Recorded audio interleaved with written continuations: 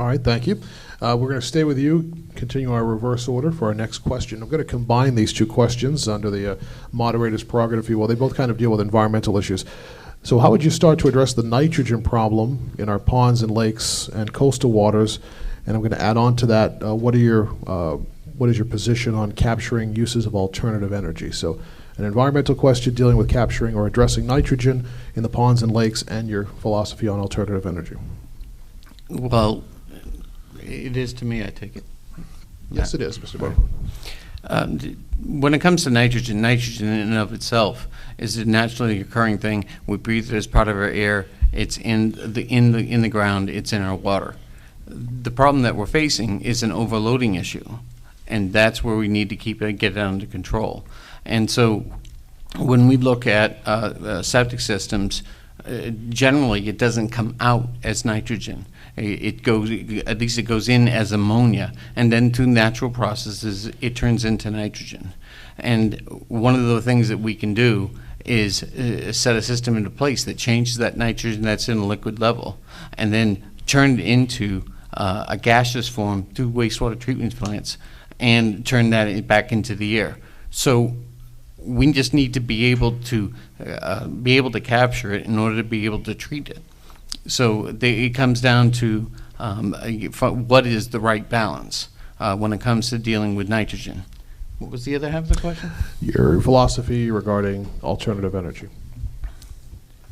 Well, alternative energy, for the most part, is expensive. And the question becomes is what it is that the people want. Wind power has a place, but is it going to be, is it the problem going to be in the generation where you're dealing with, the wind towers themselves, and they create an issue? When we looked at doing down the street on West Main Street here in that particular site, we said that we wanted to make sure that the flickering wasn't going to be an issue, and that the placement on the site was something that wasn't going to, be a negative to the neighbors. I worked with that, asked the questions, they went through, created the flickering models, and found the best location for that site. And I think that's the way that every individual plant should be maintained. Thank you, Mr. Munafo. Mr. Richardson, same question. How would you start to address nitrogen issues in our ponds, lakes, and coastal waters, and your position on alternative energy?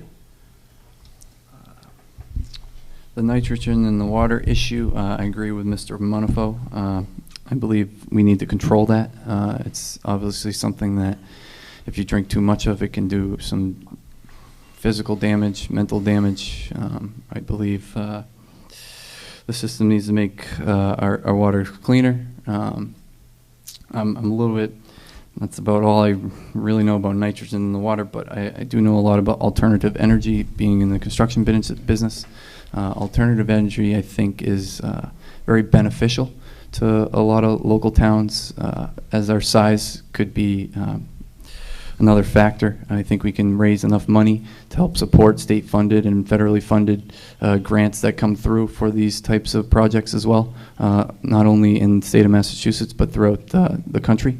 I think wind power is, there are major concerns with it, though, and you have to be very particular where you put these wind towers. They not only are a sightseeing 400-foot tower standing in the middle of the open usually, but also the noise that certain directions of wind create the blades to make.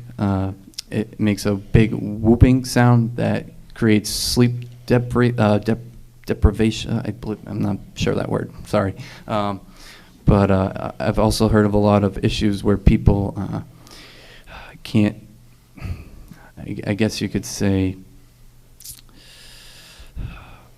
not sleep, but frustrated with work. It really affects your ability to focus on just daily activities because it keeps you up all the time.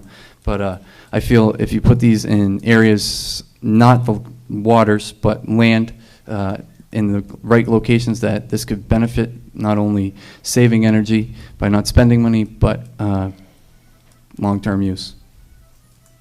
Thank you, Mr. Richardson. And Mr. Hersey, same question again.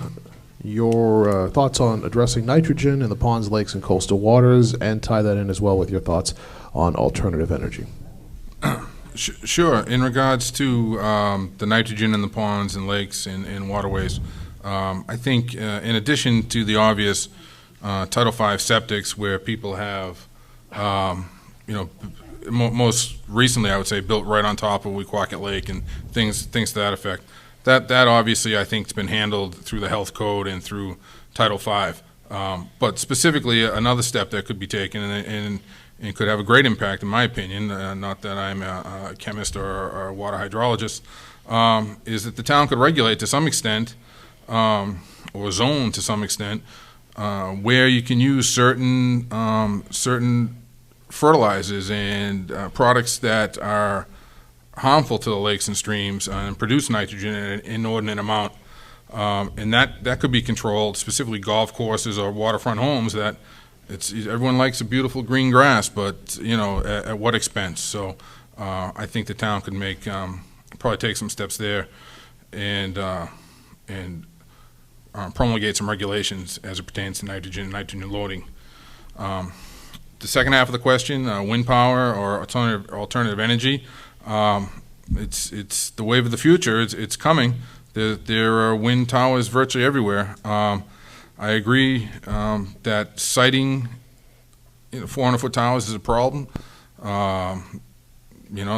are big. You can see them from a long distance. They do make noise. Having said that, there's a competing interest with foreign oil and alternative forms of energy that needs to be balanced. So. As a former captain for Highline, was I excited about having to dodge the windmills out in Nantucket Sound?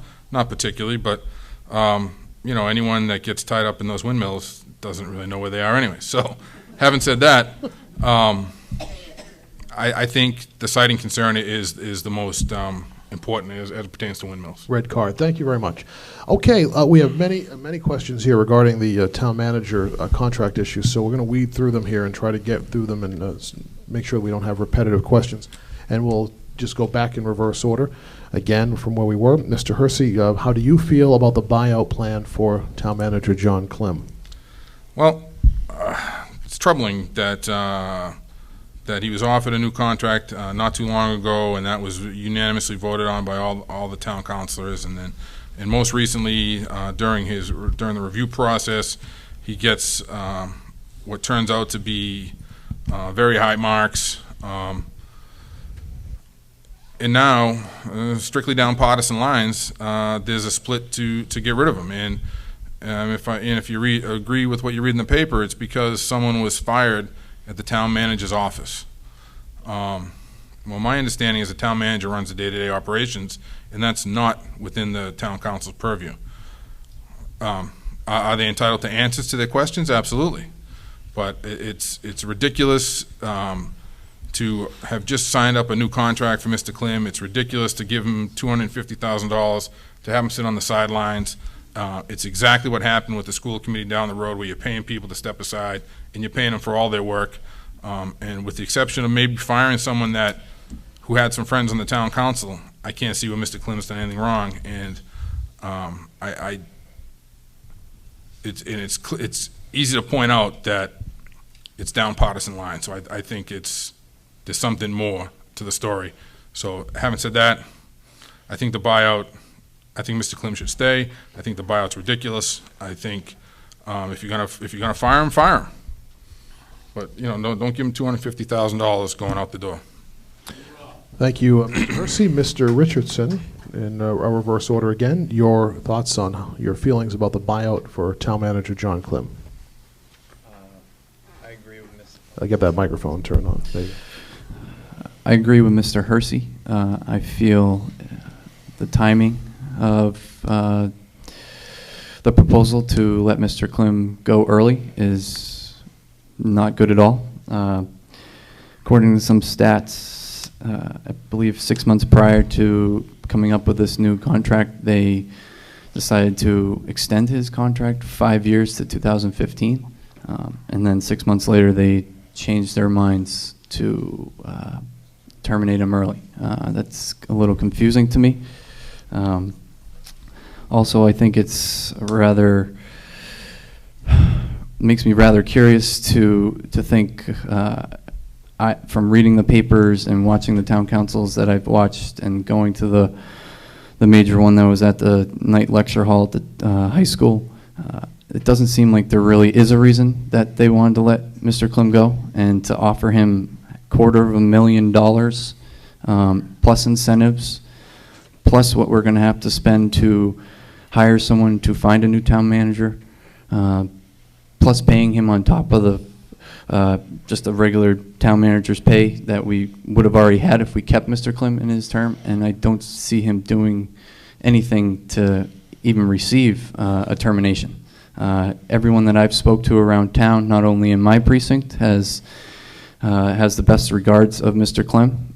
He is very well recommended as a nice person, a manager.